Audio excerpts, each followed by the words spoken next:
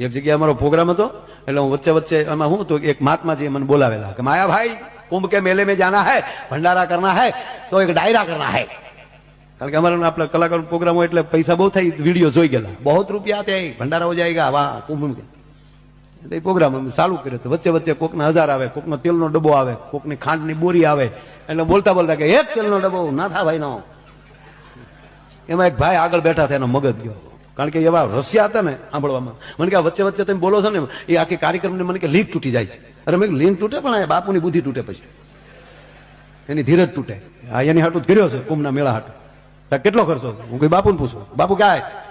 તો બાપુએ કીધું કે જો દેખો બેટા, 200 ડબ્બા તેલ, 100 ડબ્બા ઘી, 50 બોરી ખાંડ, 50 બોરી આટા।